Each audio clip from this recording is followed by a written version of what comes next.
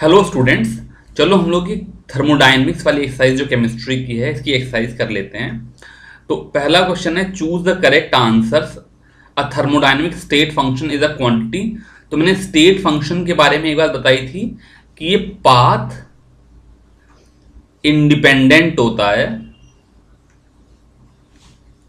तो इसलिए इसका ये वाला आंसर करेक्ट है। ये तो ऑब्वियसली गलत है। यहां पर ये कह रहे हैं use to determine heat changes और यहां पे कह रहे हैं use to determine pressure volume work. ये दोनों ही गलत हैं, बिकॉज अगर याद हो तो मैंने बताया था delta U is equal to Q plus W में डेल्टा यू तो स्टेट फंक्शन है, पर न क्यू अपने आप में अलग से स्टेट फंक्शन है न डब्ल्यू अपने आप में अलग से स्टेट फंक्शन है। तो मैं स्टेट फंक्शन को यूज करके क्यू को भी नहीं बता सकता हूं, डब्ल्यू को भी नहीं बता सकता हूं। इसलिए ये जो फर्स्ट वाला ऑप्शन और जो थर्ड वाला ऑप्शन है दोनों ही गलत हैं। सेकंड तो ऑब्वियसली करेक्ट है, जो स्टेट फंक्शन की डेफिनेशन है। क्वेश्चन नंबर 2 में पूछ रहे हैं for the process to occur under adiabatic condition. तो आसान सवाल है। एडियाबैटिक का मतलब ये कि हीट फ्लो जीरो, तो क्यू इक्वल टू जीरो, ये करेक्ट आंसर है। क्वेश्चन नंबर 3 में कह रहे हैं the enthalpies of all elements in their standard states are. तो ये स्टैंडर्ड स्टेट में एंथैल्पी प्योर एलिमेंट्स की जीरो लेते हैं, ऑब्वियसली कंपाउंड की अलग अलग हो जाती है। 6.4 में कह रहे हैं delta U not for of combustion of methane is -x kilojoule per mole, the value of delta H not. तो अगर मैं मीथेन के कंबस्शन का रिएक्शन लिखूं तो CH4 gas plus O2 gas gives CO2 gas plus H2O liquid होगा। अब यहां पर हाइड्रोजन की वजह से 2H2 हो गया और यहां पर बैलेंस करने की वजह से 2O2 हो गया। तो यहां पर 3 मोल्स ऑफ गैस है और यहां पर H2O गैस नहीं इसलिए खाली 1 मोल गैस है। तो यहां पर डेल्टा Ng की वैल्यू -2 हो गई। अब delta H not is equal to delta U not plus delta NgRT होता है। तो चूंकि ये टर्म नेगेटिव हो गया इसलिए delta H not is less than delta U not. अगर इसकी वैल्यू 0 होती तो दोनों इक्वल हो जाते, फर्स्ट वाला आंसर सही होता। और अगर क्या कहते हैं डेल्टा Ng की वैल्यू पॉजिटिव होती तो फिर डेल्टा H नॉट की value greater than delta U not हो जाती। क्वेश्चन नंबर 5 में कह रहे हैं enthalpy of combustion of methane, graphite and dihydrogen at 298 kelvin are this and this respectively. Enthalpy of formation of methane gases. तो अगर methane के formation का रिएक्शन लिखें तो वह carbon solid plus 2H2 gas gives CH4 gas.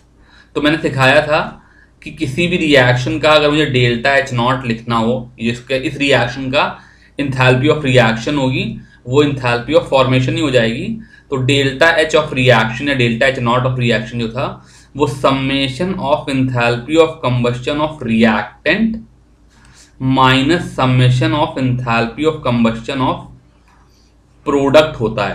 मैंने क्या बताया था कि फॉर्मेशन वाली एंथैल्पी के केस में प्रोडक्ट माइनस रिएक्टेंट करते हैं, लेकिन कंबस्शन की एंथैल्पी और बॉन्ड एंथैल्पी वाली केसेस में रिएक्टेंट माइनस प्रोडक्ट करते हैं। तो यहां पर सबसे पहले enthalpy of combustion of graphite लिखूंगा जो कि 393.5 है। तो सबसे पहले -393.5, फिर उसके बाद रिएक्टेंट में दूसरा रिएक्शन हाइड्रोजन है लेकिन 2H2 है, इसलिए इसको 2 से मल्टीप्लाई करके enthalpy of combustion of hydrogen लिखूंगा। तो ये -285.8 है और माइनस कर दूंगा इसमें enthalpy of combustion of product जो कि मीथेन की एंथैल्पी ऑफ कंबस्शन जो कि -890.3 है। तो सॉल्व करोगे जो भी नंबर आ जाएगा इसी से आंसर आ जाएगा। ये कह रहा था reaction A plus B give C plus D plus Q। यहां पर हीट रिलीज हो रही है, इसका मतलब ये एक्सोथर्मिक प्रोसेस है और यहां पर डेल्टा H नेगेटिव है। तो इस केमिकल रिएक्शन दे दिया और इसमें डेल्टा H नेगेटिव है और कहा कि for this reaction it is found to have a positive entropy change.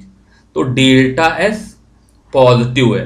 अब कह रहे हैं कि ये रिएक्शन हाई टेम्परेचर पे पॉसिबल होगा या लो टेम्परेचर पे पॉसिबल होगा, ये बताना है मुझे। तो जब कोई रिएक्शन कब होगा या कब नहीं होगा, इसकी वैल्यू मुझे डेल्टा जी से पता चलती है।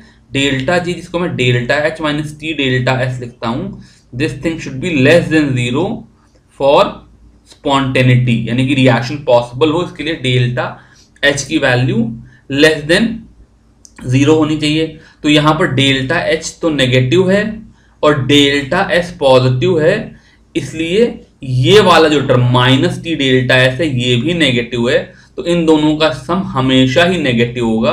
तो this reaction is possible at any temperature. तो यहां पर हम बेसिकली इस तरह के प्रॉब्लम में क्या करेंगे, डेल्टा एच और डेल्टा एस के साइन के साथ डेल्टा जी की वैल्यू देख लेंगे। यहां पर ये हमेशा नेगेटिव था, इसलिए हमेशा पॉसिबल है। अगर कोई और केस होता तो उस हिसाब से आंसर कर देते। प्रॉब्लम 7 में कह रहे हैं, in a process 701 joule of heat is absorb by a system and 394 joule of work is done by the system. तो जिस तरीके से हम लोग केमिस्ट्री में पढ़ते हैं, हम लोग वर्क ऑन सिस्टम को पॉजिटिव लेते हैं। तो यहां पे मेरे Q की वैल्यू तो +701 है, because it is heat given to the system, और W की वैल्यू -394 जूल है। ये जूल और जूल। अब पूछ रहे हैं what is change in internal energy, तो delta U is equal to Q plus W रखेंगे, तो उसकी वैल्यू 701 -394 आ जाएगी, जिसकी वैल्यू +305 जूल आ जाएगी। ये जो प्रॉब्लम 6.8 दिया है, इसमें इन्होंने थोड़ी सी गड़बड़ कर दी है।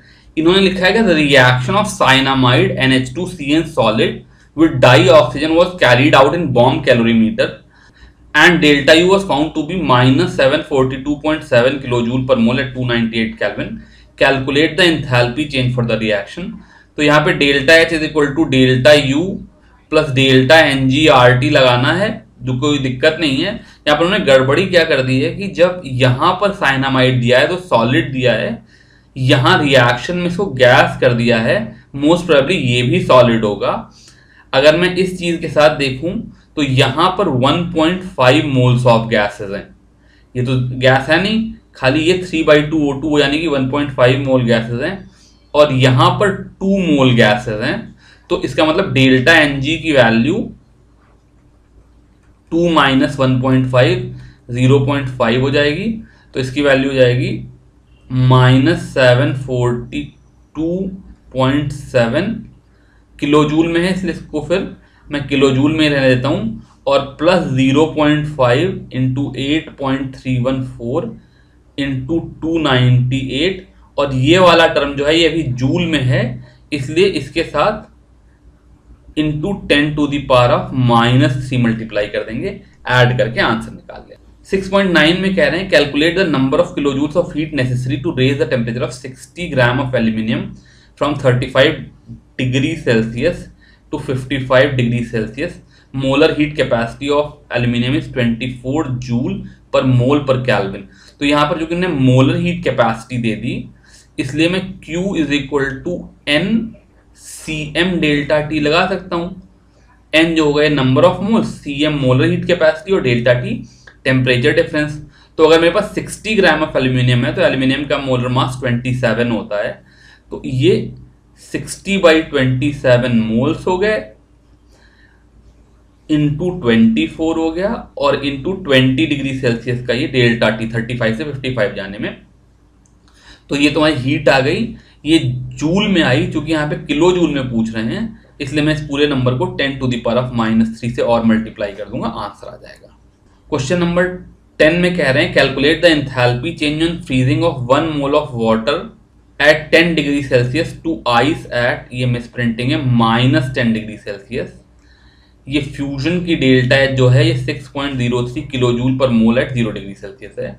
तो बेसिकली मेरे पास क्या चीज है, इनिशियल स्टेट जो है मेरी वो वाटर एट 10 डिग्री सेल्सियस है, बल्कि मुझे इसको H2O नहीं लिखना चाहिए, बिकॉज H2O तो सब चीजें, वाटर एट 10 डिग्री सेल्सियस है। इसको पहले मैं वाटर एट 0 डिग्री सेल्सियस पे ले जाऊंगा, ठंडा करूंगा, फिर उसके बाद 0 डिग्री सेल्सियस पे इस वाटर को आइस एट 0 डिग्री सेल्सियस पे ले जाऊंगा, यानी कि फेस ट्रांसफॉर्मेशन हुआ, वाटर आइस में कन्वर्ट हुआ, लेकिन अभी भी आइस 0 डिग्री सेल्सियस पे, जबकि मुझे इसको -10 डिग्री सेल्सियस पे ले जाना है। तो फिर मैं इसको आइस एट -10 डिग्री सेल्सियस पे ले जाऊंगा, यानी कि वाटर को पहले ठंडा करके 0 डिग्री सेल्सियस पे लाए, फिर उसको आइस में कन्वर्ट किया और आइस को ठंडा करके -10 पर लेकर के गए। अब ये जो 3 अलग अलग प्रोसेसेस हैं, पहला वाला, दूसरा वाला और तीसरा वाला, इन दोनों की जो भी इंथैल्पी चेंजेस का सम होगा वो ओवरऑल इंथैल्पी चेंज होगा। ये मैं हेस लॉ जैसी चीज लगा ले रहा हूं। तो वाटर को जब मैं 10 डिग्री सेल्सियस ठंडा कर रहा हूं तो यहां पर जो डेल्टा एच होगा उसकी वैल्यू NCP डेल्टा टी हो जाएगी। तो ये हो गया 1 इंटू वाटर का जो CP है वो 75.3 है और डेल्टा टी -10 हो गया। तो पहले प्रोसेस का डेल्टा H1 मैं लिख लूं, ये -753 जूल हो गया। फिर जब वाटर को आइस में लेकर के गए तो इन्होंने डेल्टा एच ऑफ फ्यूजन दे रखा है। फ्यूजन का मतलब होता है आइस से वाटर में जब मैं ले जा रहा हूं तो जो इंथैल्पी चेंज है वो 6.03 किलो जूल है। तो यहां से डेल्टा H2 की वैल्यू -6.03 किलो जूल हो गई, जिसको मैं -6030 जूल लिख सकता हूं, बिकॉज मेरे पास एक ही मोल वाटर था। तो ढंग से मुझे ये नंबर दिस इंटू n लिखना चाहिए था, लेकिन यहाँ पे एक ही मोल वाटर था इसलिए मैंने लिखा नहीं, ये प्रोसेस आ गया। और फिर जो तीसरा प्रोसेस है इसके लिए डेल्टा H3 की वैल्यू हो गई फिर से NCP डेल्टा टी, तो N1 है। आइस के लिए CP 36.8 है और इस बार फिर से डेल्टा टी -10 है, तो ये -368 जूल हो गई। तो overall delta H is equal to delta H1 plus delta H2 plus delta H3 कर लेना, ये तीन नंबर ऐड करके आंसर आ जाएगा। क्वेश्चन नंबर 11 में कह रहे हैं enthalpy of combustion of carbon to carbon dioxide is -393.5 kilojoule per mole. Calculate the heat released upon formation of 35.2 gram of CO2 from carbon and dioxygen. तो basically ये number ये बता रहा है कि अगर मेरे पास 1 मोल कार्बन होता तो मुझे -393.5 किलो जूल पर मोल का डेल्टा H मिलता उसको जलाने में। इसलिए जो हीट रिलीज हो जाती इसकी वैल्यू 1 मोल और प्लस 393.5, जो कि डेल्टा H नेगेटिव इसलिए हीट रिलीज पॉजिटिव हो जाएगी। तो इसका मतलब 393.5 किलो जूल हीट रिलीज होती अगर 1 मोल होता। तो 1 मोल पे अगर 393.5 है तो जो नंबर 35.2 है इसमें n की वैल्यू 35.2 बाई 44 हो गई, जिसको मैं सॉल्व करूंगा तो ये 0.8 आ जाएगा। इसलिए यहां पर जो हीट रिलीज हो जाएगी उसकी वैल्यू जाएगी 0.8 इंटू 393.5। कैलकुलेट करके आंसर निकाल लेना। क्वेश्चन नंबर 12 में enthalpy of formation of carbon monoxide CO2 N2 और N2O4 दे रखी हैं और पूछ रहे हैं कि इस रिएक्शन के लिए इंथैल्पी ऑफ रिएक्शन क्या होगी। तो अगर आपको याद हो, मैं अभी थोड़ी देर पहले बता रहा था कि इंथैल्पी ऑफ रिएक्शन जो होती है उसकी value sum of enthalpy of formation of product minus sum of enthalpy of formation of reactant होती है। फिर से बता दूं, अगर कंबस्शन और बॉन्ड इंथैल्पी होती तो उसके लिए रिएक्टेंट माइनस प्रोडक्ट होता, लेकिन चूंकि इंथैल्पी ऑफ फॉर्मेशन है इसके लिए प्रोडक्ट माइनस रिएक्टेंट है। तो मुझको क्या करना है, सबसे पहले प्रोडक्ट में N2O की इंथैल्पी ऑफ फॉर्मेशन लिखनी है। तो यहां से N2O की इंथैल्पी ऑफ फॉर्मेशन 81 हो गई। तो सबसे पहला नंबर हो गया 81 प्लस 3 इंटू CO2 की इंथैल्पी ऑफ फॉर्मेशन -393। तो ये मेरा sum of enthalpy of formation of product आ गया। इसमें से मैं enthalpy of formation of reactant subtract करूंगा। तो पहला रिएक्टेंट है N2O4। N2O4 की enthalpy of formation 9.7 kilo joule per mole है। और फिर दूसरा रिएक्टेंट है कार्बन मोनोऑक्साइड। तो 3 इंटू कार्बन मोनोऑक्साइड की इंथैल्पी ऑफ फॉर्मेशन -110 है।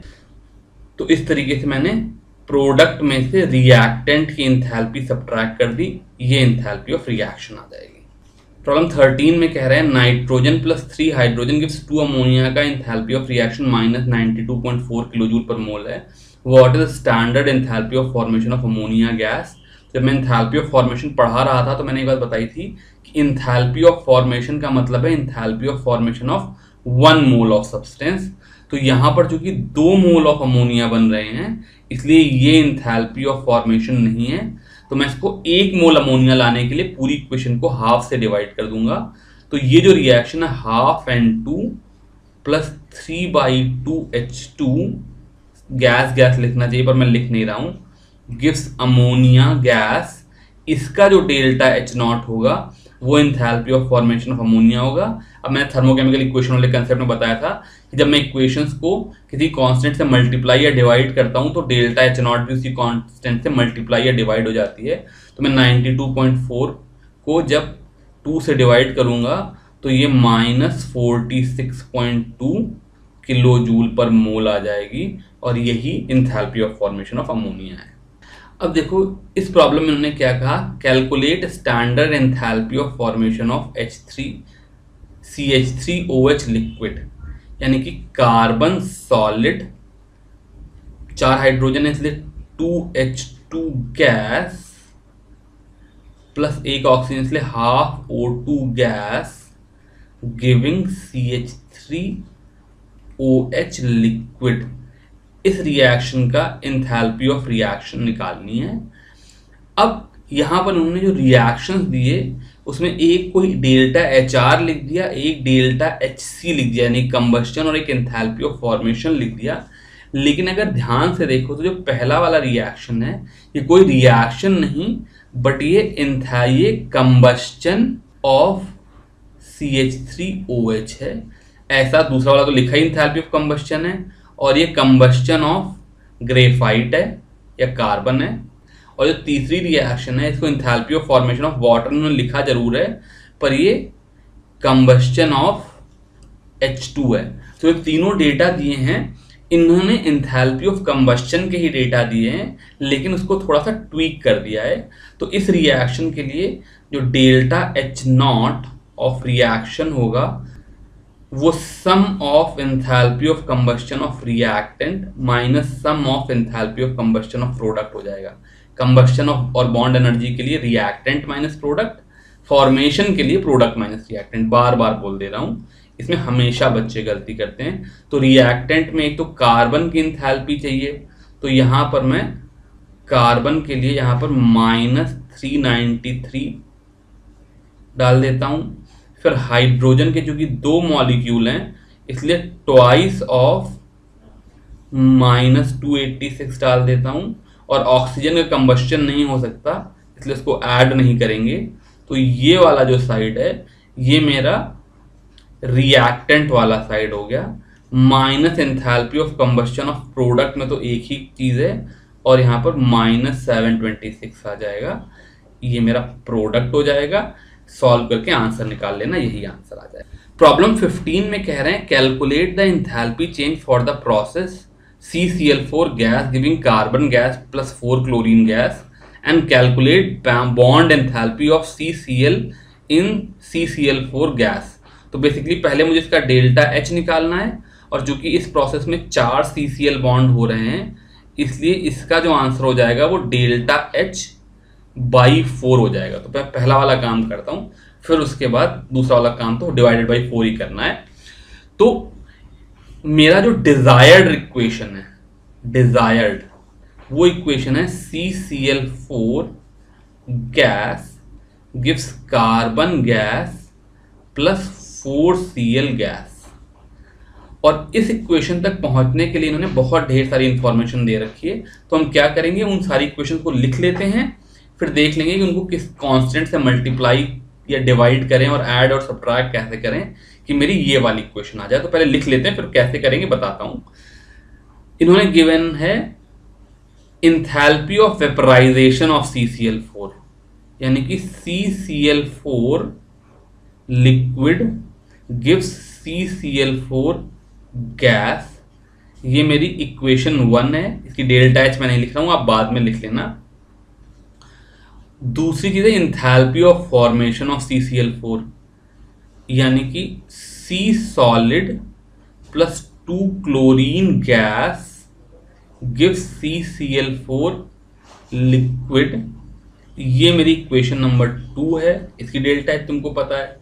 तीसरा enthalpy of atomization of carbon दे रखा है, carbon solid gives carbon gas, ये इक्वेशन नंबर 3 दे रखी है। और फिर enthalpy of atomization of chlorine दे रखा है, यानी कि Cl2 gas gives 2Cl gas, ये इक्वेशन नंबर 4 दे रखी है। और यहां पर इन चारों के डेल्टा एच दे रखे हैं। अब देखो, मुझे अगर ये इक्वेशन बनानी है तो हम लोग क्या करेंगे, एक तरफ से देखने की कोशिश करेंगे। पहली बात तो CCl4 गैस मेरे पास है रिएक्टेंट साइड में, कार्बन गैस है प्रोडक्ट साइड में, और क्लोरीन गैस है प्रोडक्ट साइड में। क्लोरीन के एटम की गैस, Cl2 गैस नहीं। तो यहां पर कार्बन गैस प्रोडक्ट साइड में ये वाली इक्वेशन है। तो सबसे पहले तो मैं क्या करूंगा, इक्वेशन 3 लिखूंगा। फिर क्लोरीन गैस के एटम प्रोडक्ट साइड में हूं, ये फोर्थ वाली इक्वेशन है, लेकिन यहां पर 4 एटम्स हैं, यहां पर खाली 2 एटम है, इसलिए ट्वाइस ऑफ इक्वेशन 4 लिखूंगा। तो इक्वेशन 3 लिख लिया और ट्वाइस ऑफ इक्वेशन 4 लिख लिया, तो मेरे पास राइट हैंड साइड पूरा इक्वेशन का आ गया। अभी भी मेरे पास प्रॉब्लम क्या है कि CCl4 गैस नहीं आया। अब यहां पर पूरे में देखें तो CCl4 गैस यहां पर तो है, लेकिन मुझे चाहिए रिएक्टेंट साइड में, यहां प्रोडक्ट साइड में है, इसलिए माइनस इक्वेशन 1 कर दूंगा। यहां तक तो कोई दिक्कत ही नहीं है। अगर मैं ये सारे काम कर दूं, इक्वेशन 3 में इक्वेशन 4 को ट्वाइस करके ऐड करूं और फिर इक्वेशन 1 सब्ट्रैक्ट कर दूं, तो मेरे पास क्या आ जाएगा, carbon solid plus 2 chlorine gas plus CCl4 gas. यहां पर चूंकि मैंने डेल्टा एच को नेगेटिव किया है, इसलिए ये गैस वाली चीज लेफ्ट हैंड साइड में आ जाएगी, लिक्विड वाली चीज राइट हैंड साइड में आ जाएगी। Gives carbon gas plus 4 chlorine gas और प्लस CCl4 लिक्विड। ये मेरी इक्वेशन आ गई। अगर मैं खाली 3 प्लस ट्वाइस ऑफ 4 माइनस 1 करूं, तो यहां पर कार्बन सॉलिड फालतू है, यहां पर 2 क्लोरीन गैस फालतू है, यहां पर ये तो सही चीज है, यहां पर ये भी चीज सही है, ये भी चीज सही है, और यहां पर CCl4 लिक्विड फालतू है, जो कि अगर देखो तो पूरी की पूरी इक्वेशन 2 है। तो अगर मैं इसमें से इक्वेशन 2 भी सब्ट्रैक्ट कर दूं, यानी कि equation 3 plus twice of equation 4 minus equation 1 minus equation 2, तो ये जो टर्म होगा, अगर मैं इसको इक्वेशन 5 लिख लूं जो मेरी डिजायर्ड इक्वेशन है, तो ये जो टर्म होगा ये मिल करके इक्वेशन 5 दे देगा, यानी कि delta H5 is equal to delta H3 plus 2 delta H4 minus delta H1 minus delta H2 आ जाएगा। ये सारी वैल्यूज पता है, सॉल्व करके आंसर निकालें। क्वेश्चन नंबर 16 जो है, इसमें कह रहे हैं for an isolated system delta U is 0। तो सिस्टम आइसोलेटेड है, डेल्टा U 0 है, तो इसका मतलब डेल्टा S सराउंडिंग जो हो जाएगा वो 0 हो जाएगा। सिस्टम आइसोलेटेड है तो किसी भी तरीके से सराउंडिंग को तो इन्फ्लुएंस कर ही नहीं सकता है। अब हमने स्पॉन्टेनिटी के लिए पढ़ा था कि delta S system plus delta S surrounding should be greater than equal to 0। Greater than पे स्पॉन्टेनियस होगा और इक्वल टू 0 पे इक्विलिब्रियम पे होगा। तो ये वाला टर्म तो 0 है, इसलिए यहाँ पे डेल्टा S की value greater than equal to 0 हो जाएगी। एनसीईआरटी में उन्होंने खाली ग्रेटर देन 0 कहा है, लेकिन इक्वलिटी भी पॉसिबल है, क्योंकि यहाँ पे कहीं कहा नहीं कि वहां पे कोई स्पॉन्टेनियस प्रोसेस हो रहा है। हो सकता है जैसे सिस्टम पहले रखा था वैसा बाद में ही रखा हो, कोई चेंज ही ना हो। तो अगर कोई चेंज ही नहीं होगा तो फिर वहां पर डेल्टा S 0 हो जाएगा। अगर इसी आइसोलेटेड सिस्टम में अंदर कोई चेंज होगा तो स्पॉन्टेनिटी को लाने के लिए डेल्टा एस की वैल्यू पॉजिटिव होनी पड़ेगी, इसलिए delta S is greater than equal to 0। Question number 17 में कह रहे हैं for the reaction at 298 kelvin 2a plus B gives C, delta H की value 400 kilo joule per mole देती है और डेल्टा एस की value 0.2 kilo joule per mole देती per mole per kelvin. At what temperature will the reaction become spontaneous considering delta H and delta S to be constant over the temperature range. तो spontaneity की condition है कि भैया delta G should be less than 0 और delta G की value होती है delta H minus T delta S. अब यहां पर डेल्टा एच की वैल्यू है 400 किलो जूल में रख लेते हैं, वो भी किलो जूल में ही है, माइनस टी इंटू 0.2। ये number should be less than 0 तभी स्पॉन्टेनियस होगा। इसका मतलब 400 should be less than 0.2 T, या T must be greater than 400 by 0.2। तो सॉल्व करके T must be greater than 2000 kelvin for this process to be spontaneous. Question number 18 में कह रहे हैं दो क्लोरीन के एटम जुड़ करके क्लोरीन का गैस बना रहे हैं, तो बताओ डेल्टा एच और डेल्टा एस के साइन कितने होंगे। तो डेल्टा एच तो नेगेटिव होगा क्योंकि यहाँ पर बॉन्ड फॉर्मेशन हो रही है। हमने बॉन्ड एंथैल्पी वाले कंसेप्ट में पढ़ा था कि जब भी बॉन्ड ब्रेक होता है तो हमेशा डेल्टा एच पॉजिटिव होती है, यहाँ पे बॉन्ड फॉर्मेशन हो रहा है इसलिए यहाँ पर डेल्टा एच नेगेटिव होगा। और यहाँ पर दो अलग अलग एटम थे, ये अपना इधर उधर मजे में घूमते, हम लोगों ने क्या किया, इनको पकड़ करके एक साथ बांध दिया। तो जब भी ऐसा काम करेंगे तो रैंडमनेस डिक्रीज करेगी, इसलिए डेल्टा एस भी नेगेटिव है। प्रॉब्लम 19 में इन्होंने रिएक्शन दे दिया, डेल्टा यू नॉट दे दिया, डेल्टा एस नॉट दे दिया, डेल्टा जी नॉट पूछ रहे हैं। तो delta G not is equal to delta H not minus T delta S not होता है। तो मुझे डेल्टा एच नॉट चाहिए, तो ये delta U not plus delta N G R T से आ जाएगा, डेल्टा एच नॉट आ जाएगा, तो वहां से डेल्टा जी नॉट आ जाएगा। 6.20 में कह रहे थे equilibrium constant for the reaction 10, what is the value of delta G not. तो मैंने पढ़ा कि delta G not is equal to minus 2.303 R T log K. यहाँ पर लॉग के की वैल्यू चूंकि के 10 है तो लॉग के की वैल्यू 1 हो जाएगी, आर गिवन है, टी गिवन है, मल्टीप्लाई करके आंसर निकाल लेना। 6.21 में कह रहे हैं comment on the thermodynamic stability of NO gas given half N2 plus half O2 gives NO के लिए जो डेल्टा एच नॉट है वो प्लस 90 है, और फिर NO plus half O2 gives NO2 के लिए डेल्टा एच नॉट माइनस 74 है। अगर मैं इंथैल्पी वर्सेस रिएक्शन कोऑर्डिनेट का डायग्राम बनाऊं तो नाइट्रोजन और ऑक्सीजन से जब मैं NO में जाऊंगा तो मेरी इंथैल्पी बढ़ जाएगी, और फिर NO से वापस जब NO2 में आऊंगा तो इंथैल्पी घट जाएगी। तो इसका मतलब ये जो चीज़ है NO अपने आप में हाई एनर्जी स्टेट में है, इसलिए थर्मोडायनेमिकली अनस्टेबल है, ये NO2 बना देगी। ये लास्ट प्रॉब्लम देख लेते हैं। कह रहे हैं calculate the entropy change in the surrounding when 1 mole of H2O liquid is formed under standard conditions. तो enthalpy of formation minus 286 kilo joule per mole है। जब मैं डेल्टा जी वाला डेरिवेशन कर रहा था तो एक्चुअली मैंने क्या कहा था कि delta S is equal to delta S system plus delta S surrounding, और वहां पर मैंने कहा था कि अगर ये मेरा सिस्टम है तो delta H is heat into the system, इसलिए क्यू सराउंडिंग जो होगी वो माइनस डेल्टा एच हो जाएगी, इसीलिए मैंने इसको delta S system minus delta H by T लिख दिया था। तो मैंने एंट्रोपी चेंज ऑफ सराउंडिंग को minus delta H by T लिखा था, और फिर उससे हम लोगों ने डेल्टा जी का कंसेप्ट निकाला था। अब यहाँ पर यही चीजें पूछ रहे हैं कि मुझे एंट्रोपी चेंज ऑफ सराउंडिंग बतानी है 1 मोल ऑफ वाटर के लिए। इसका इंथैल्पी चेंज दे रखा है, तो delta S surrounding will be equal to minus delta H by T, ये हो जाएगा प्लस 286,000 बिकॉज किलो जूल को जूल में कन्वर्ट कर लूं, और टेम्परेचर उन्होंने दिया नहीं, तो अगर स्टैंडर्ड कंडीशन की बात कर रहे हैं डिवाइडेड बाई 298 कर लूंगा, तो इतने joule per mole per kelvin ये एंट्रोपी चेंज आ जाएगा। इस तरीके से हम लोगों ने एक्सरसाइज खत्म कर ली। Thank you very much.